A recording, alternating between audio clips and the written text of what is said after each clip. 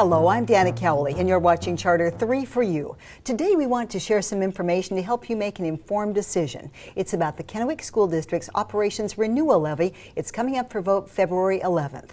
Now, this two-year levy covers the 2015-16 school year, and it supports basic education and services that are not funded by the state.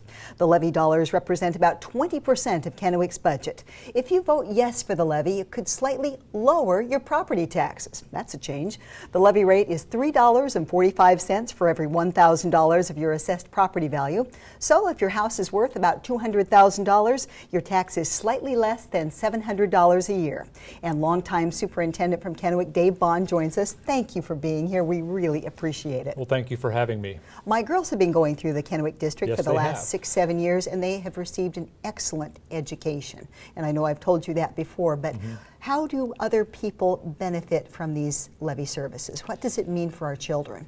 Well, the levy provides services for our students in about 5 big areas. The biggest area, of course, which encompasses about 2/3 of your levy dollar, is a category we call student learning.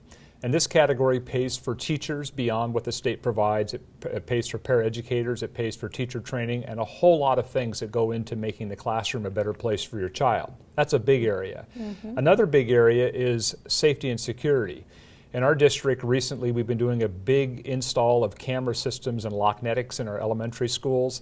The levy dollars also in the area of security pay for the school resource officers, police officers that we have at our high school, and security officers that we have both at our middle and high schools.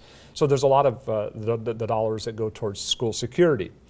A third big area that we cover is instructional support and technology. It's really important that our kids are getting an excellent technical education as well, and so the levy dollars go to support increased computers, software, things like that. The infrastructure to run our computer networks are all a big part of the levy. And of course, one thing that people always know that's out there is our athletics and activities. Extracurricular is also paid for by the levy, and that impacts a lot of our secondary students, and it's a program that unites a lot of kids, gives them a lot of unique experiences, and so that's a big part of the levy. The last area, of course, is just the general support for maintenance and operations, transportation, and so forth. So all of these are huge and are very important to the Kennewick School District. What would happen if people didn't turn out and vote for this levy? Well, if the levy failed, the first thing we would do is run it again. By state law, you're allowed to run a levy twice in a calendar year, so we'd run it again probably in April. That'd be up to the school board. But if the levy failed, we would have to cut basically 20% of everything we do. Boy.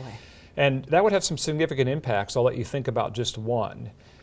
If we had to cut 1/5 of our teachers, for example, think about a typical elementary that might have 4 classrooms of 3rd graders, 25 kids in a classroom. If we have to cut 1/5 of our teaching staff across the district, that might mean that instead of having 4 3rd grade classes, we might have 3. And instead of having 25 in a class, we might have 33.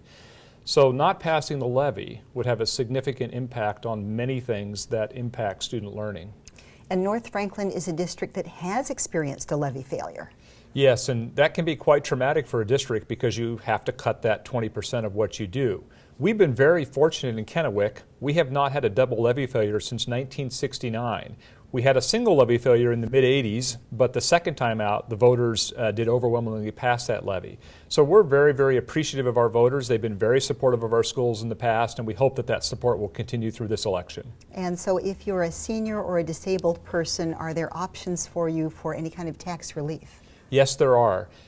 People that are interested in looking into that should go to the Benton County Assessor's website. There's information there, or contact the assessors through their phone numbers. Okay, Dave, thank you so much. We really appreciate you joining us. This is Dave Bond. He's the Kennewick School District Superintendent.